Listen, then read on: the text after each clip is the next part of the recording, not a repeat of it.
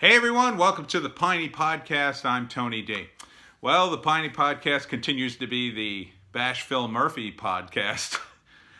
Sorry about that. Not a lot going on, but except that here's the numbers. We're under 2,000 again, somewhere around 1,700, 1,800, something like that. New cases. Again, these are positive cases. And the recent NewJersey.com article I looked at, it's less than 5,000 hospitalizations at this point. And it's not that there aren't new ones, but they're a very small amount. In fact, a friend of the family just went in. He's in his 70s. He's on a respirator. So it's not like I'm not, sympathetic. People are in serious condition. I get it.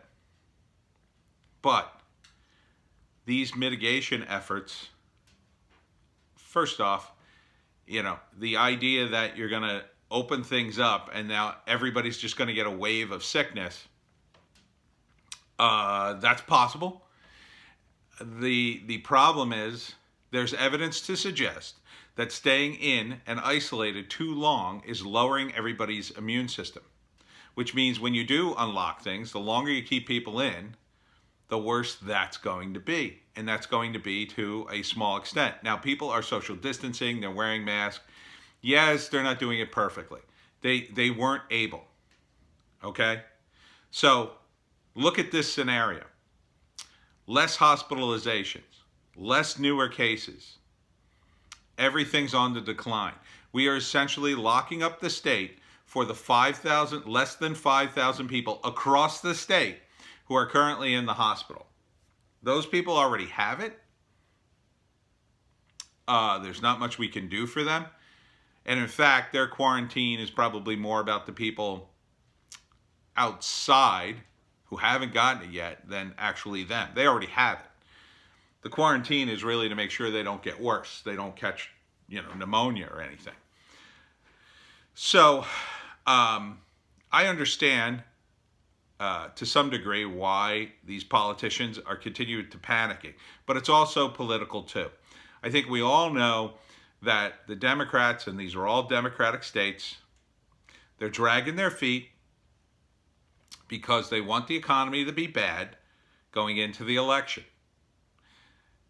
The idea that you could time it and finesse the economy so it's just bad going into November and then you suddenly turn things around and then by December we're all okay is ridiculous. The economy is not, if the economy was that malleable, we wouldn't have any problems whatsoever. It's just not.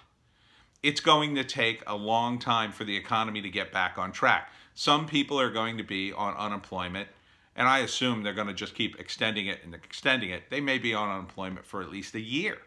Under the Obama administration, we had an unemployment that got extended and extended for a whole year. You're probably going to see that. And you look at the Obama economy, and it took a while. If you believe the Obama economy was a good one, that's how long it takes. I happen to think Trump is probably better at steering the economy than Obama was. So I think that time will be lessened, assuming he's president. If you get a guy like Biden, well, that's the timetable you're looking for, assuming he doesn't just completely flake out and do something really stupid or hand the reins over to some unknown entity that we haven't seen as VP yet. Meanwhile, here in Jersey, Phil, you got to open things up.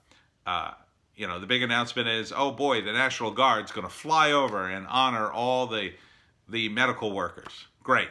How about instead of doing that, you take the money that you would have used for the fuel and paying the pilots and whatever cost was involved with that, and you just give it to the workers. Just give them a bonus for hazard pay. Cory Booker, our senator, is trying to put something in the stimulus package to give workers pay. I have mixed feelings about that because part of the reason emergency workers are paid well, given good benefits, given a good pension, is because they do risk their lives. And when you're in one of those jobs, and I've known people who have been in those jobs, during non-emergencies, which is most of the time, you sit around and do nothing. Either you sit in your patrol car, you sit in the fire station, you sit in your ambulance, whatever, and you wait for something to happen. Now, when something happens, yes, you're risking your life, and sometimes it's dangerous.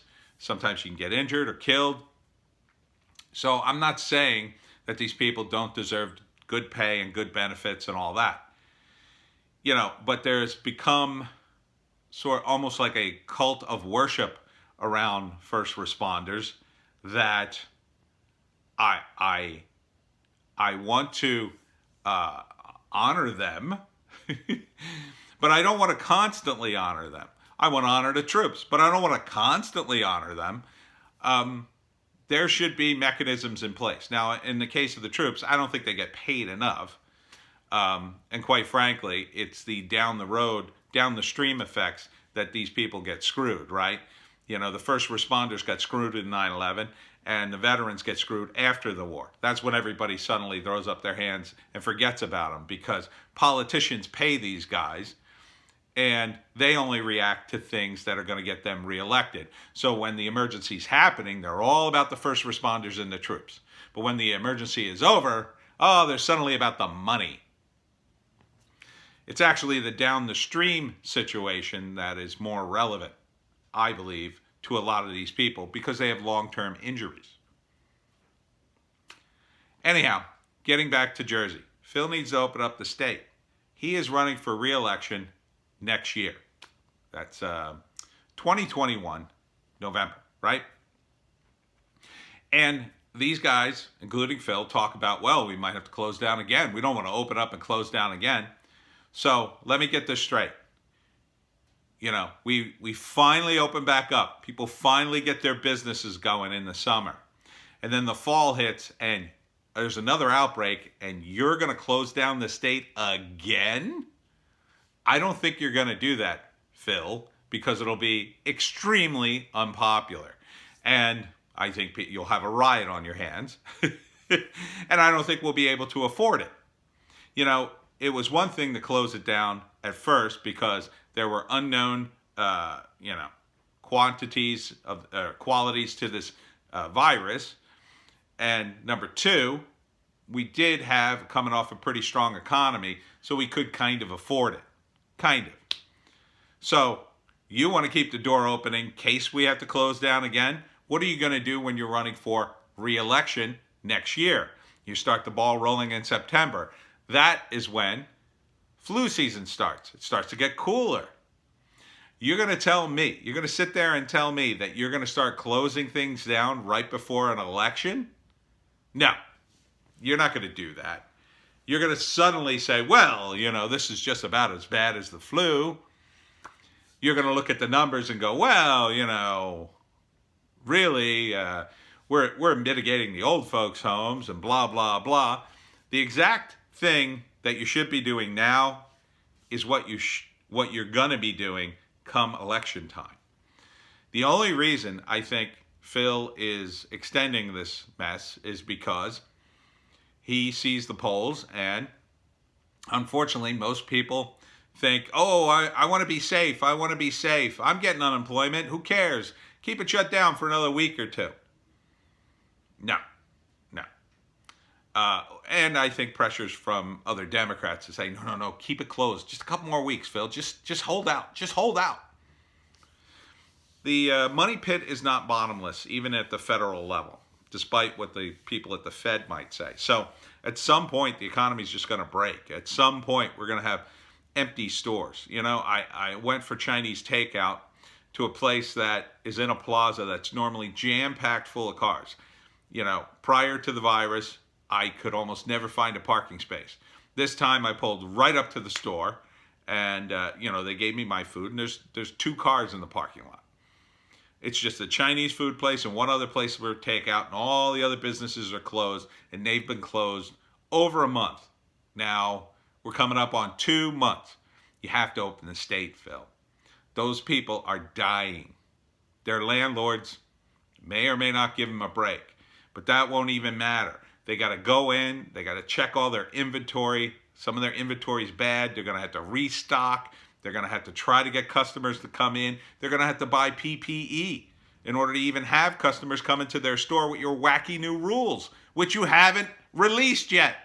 It's not that hard, Phil. Social distancing, mask, wipe down the counter. The end. I don't see what else. What else are you going to do?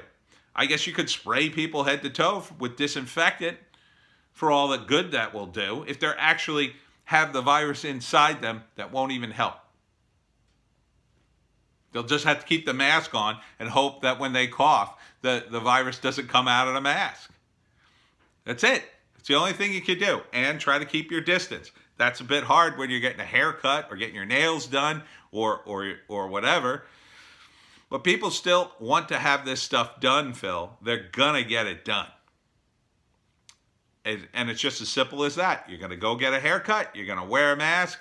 Maybe you take it off. Or you put on a different kind of mask that, it's like right on your face and it doesn't touch your sideburns, so your barber could get at that. So maybe it's like here. Yeah, I'm willing to work with that. I'll just close my mouth and hope for the best. And then when I go home, I'll grab a shower and I hope I don't have any viruses.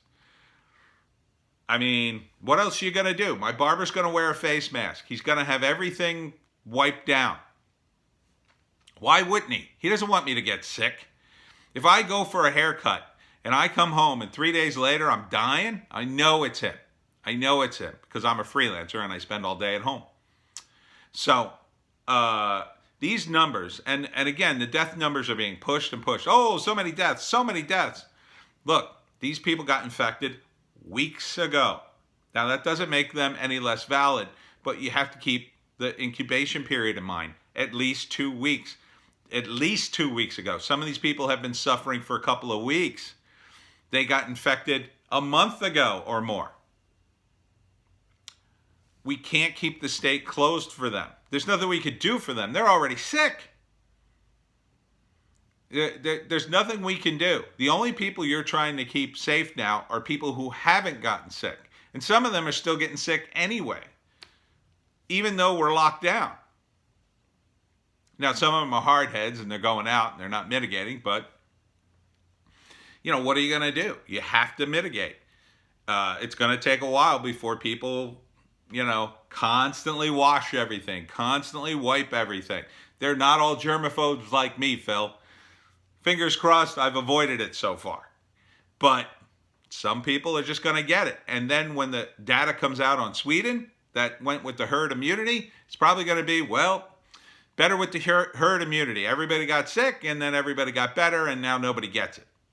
Because this thing is going to be endemic. It's going to be around next fall or this fall. It's going to be around next fall. It's going to be around forever until they figure out a way to wipe out viruses completely, which isn't likely anytime soon. So that's the reality of it. Face reality, Phil. Open the state.